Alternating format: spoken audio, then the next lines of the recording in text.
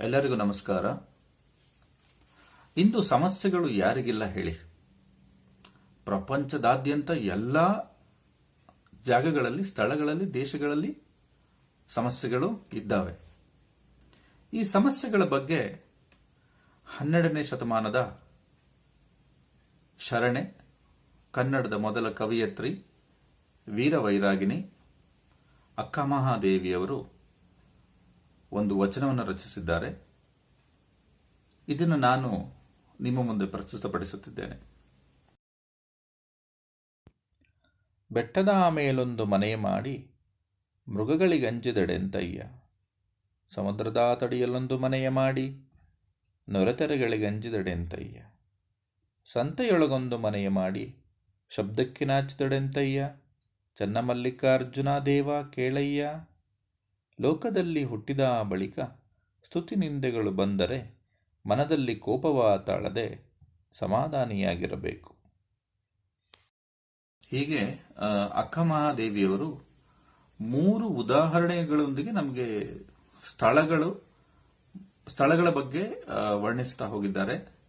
ಮೊದಲನೇ ಉದಾಹರಣೆಯೊಂದಿಗೆ ಅವರು ಹೇಳ್ತಾರೆ, ಬೆಟ್ಟದ ಮನೆ ಮಾಡಿ ಮೃಗಗಳಿಗಂಜಿದಡೆ ಅಂತಯ್ಯ ಎಂದು. ಅಂದ್ರೆ ಒಂದು ಮನೆಯನ್ನ ಬೆಟ್ಟದ ಮೇಲೆ ಕಟ್ಟಿಕೊಂಡು ಅಥವಾ ದಟ್ಟ ಅರಣ್ಯದಲ್ಲಿ ಕಟ್ಟಿಕೊಂಡು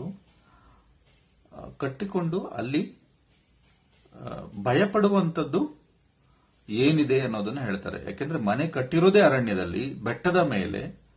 ಅಲ್ಲಿ ಬೆಟ್ಟದ ಮೇಲೆ ಅಂದ ತಕ್ಷಣ ನಮಗೆ ಮೃಗಗಳು, ಪ್ರಾಣಿಗಳು ಅಥವಾ ಕ್ರೂರ ಮೃಗಗಳು, ಹುಲಿ, ಸಿಂಹ, ಚಿರತೆ ಇತ್ಯಾದಿ ಪ್ರಾಣಿಗಳು ಇರುವುದು ಬಹಳ ಸಾಮಾನ್ಯ. ಹಾಗಾಗಿ ನಾವಿರುವ ಸ್ಥಳ ಅಂದ್ರೆ ನಮ್ಮ ಮನೆ ಇರೋದೇ ಅಂತ ಸ್ಥಳದಲ್ಲಿ ಇರುವಾಗ ನಾವು ದಿನನಿತ್ಯ ಅವುಗಳಿಗೆ ಹೆದರಿಕೊಂಡು ಜೀವನ ಮಾಡುವ ಅವಶ್ಯಕತೆ ಇಲ್ಲ, ಅಥವಾ ಮಾಡಬಾರದು ಅಂತ ಹೇಳ್ತಿದ್ದಾರೆ ಅವರು. ಇನ್ನು ಎರಡನೇ ಉದಾಹರಣೆಯಲ್ಲಿ ಅವರು ಏನ್ ಹೇಳ್ತಾರೆ, ಸಮುದ್ರದ ತಡಿಯಲ್ಲೊಂದು ಮನೆ ಮಾಡಿ ನೆರೆತೊರೆಗಳಿಗೆ ಅಂಜಿದಡೆ ಅಂತಯ್ಯ ಅಂತ ಹೇಳ್ತಿದ್ದಾರೆ. ಅಂದ್ರೆ ಸಮುದ್ರದ ದಂಡೆ ಮೇಲೆ ಅಥವಾ ದಡದಲ್ಲಿ, ಸಮುದ್ರ ತೀರದಲ್ಲಿ ಒಂದು ಮನೆಯನ್ನ ಕಟ್ಟಿ ನೆರೆತೊರೆಗಳು ಬರುತ್ತೆ, ಅಲ್ಲಿ ಅಲೆಗಳು ಬರ್ತವೆ. ಹೀಗೆ ಎಷ್ಟು ದಿನ ಅಂತ ಭಯ ಪಟ್ಕೊಂಡಿರಕ್ಕಾಗತ್ತೆ? ಅಥವಾ ಅಲ್ಲಿಂದ ಬಿಟ್ಟು ಹೋಗೋದಕ್ಕೆ ಸಾಧ್ಯನಾ? ನಮ್ಮ ಮನೇನೇ ಅಲ್ಲಿದೆ.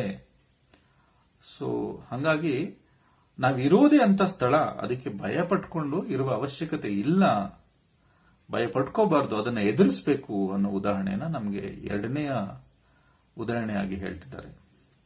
ಇನ್ನು ಮೂರನೆಯದಾಗಿ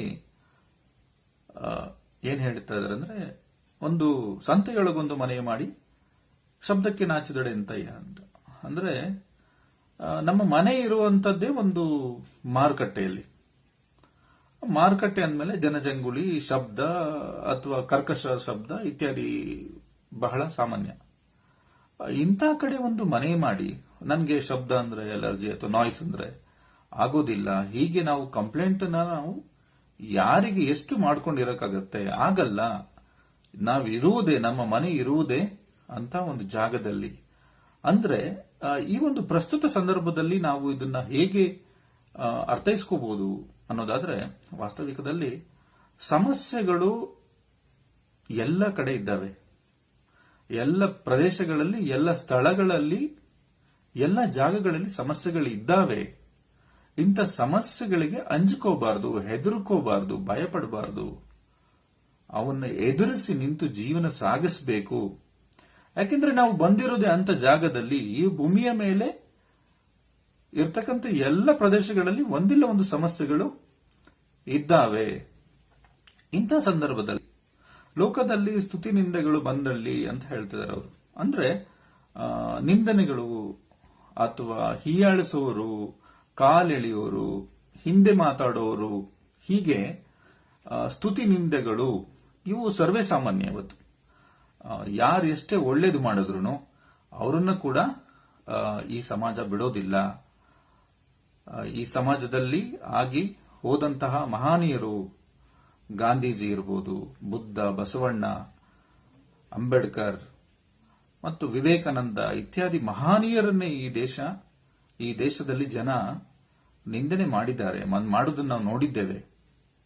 ಸೊ ಅಂತ ಮಹನೀಯರಿಗೆ ನಿಂದೆಗಳು, ಸ್ತುತಿಗಳು ಇದ್ದಲ್ಲಿ ನಮ್ಮಂತವರಿಗೆ, ಸಾಮಾನ್ಯ ಜನರಿಗೆ ಸ್ತುತಿ ನಿಂದೆಗಳು ಬರುವುದು ಸರ್ವೇ ಸಾಮಾನ್ಯ.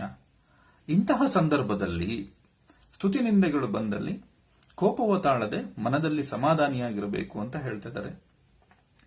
ಇವು ಬರುವುದು ಸಾಮಾನ್ಯ. ಇಂಥದಕ್ಕೆ ನಾವು ದುಃಖ ಪಡೋಕ್ಕಾಗಲ್ಲ, ದಿನ ಕೋಪಿಸ್ಕೊಳ್ಳೋಕ್ಕಾಗಲ್ಲ, ಅಥವಾ ಅಶಾಂತತೆಯ ಮನೋಭಾವನೆಯನ್ನು ಹೊಂದ್ಕೊಂಡು ನಾವು ಏನನ್ನೂ ಸಾಧಿಸೋದಕ್ಕಾಗೋದಿಲ್ಲ. ಸೊ ಇದನ್ನ ನಾವು ಇಂತಹ ವಿಷಯಗಳನ್ನ ನಾವು ಪಕ್ಕಕ್ಕಿಟ್ಟು ನಾವು ಕೋಪವನ್ನು ತಾಳದೆ ನಾವು ಮನದಲ್ಲಿ ಸಮಾಧಾನಿಯಾಗಿರಬೇಕು ಅಂತ ಅಕ್ಕಮಹಾದೇವಿಯವರು 12ನೇ ಶತಮಾನದಲ್ಲಿ ಇಂತಹ ಒಂದು ವಾಸ್ತವಿಕತೆಗೆ 900 ವರ್ಷಗಳ ಹಿಂದೆನೆ ಅವರು ನಮಗೆ ತಿಳಿ ಹೇಳಿದ್ದಾರೆ. ಇದನ್ನ ನಾವು ಈ ಒಂದು ವಚನವನ್ನ ನಾವು ಪ್ರತಿನಿತ್ಯ ಒಮ್ಮೆ ಆದರೂ ನೆನೆಸ್ಕೊಂಡು ನಮ್ಮ ದುಃಖಕರ ಅಥವಾ ಕಷ್ಟಕರ ಸನ್ನಿವೇಶಗಳಲ್ಲಿ ನೆನೆಸ್ಕೊಂಡು ನಾವು ಮುಂದೆ ಹೋಗ್ಬೋದು, ಇದರಿಂದ ನಾವು ಧೃತಿಗೆಡದೆ ಮುಂದೆ ಸಾಗಬಹುದು ಅನ್ನೋದು ನನ್ನ ನಂಬಿಕೆ, ನನ್ನ ಒಂದು ಭರವಸೆ. ಇಂತಹ ವಚನವನ್ನು ಅಂದೇ 12ನೇ ಶತಮಾನದಲ್ಲಿ ಕೊಟ್ಟಂತ ಅಕ್ಕ ಮಹಾದೇವಿಯವರಿಗೆ ನನ್ನ ಶರಣಾರ್ಥಿ. ಧನ್ಯವಾದಗಳು.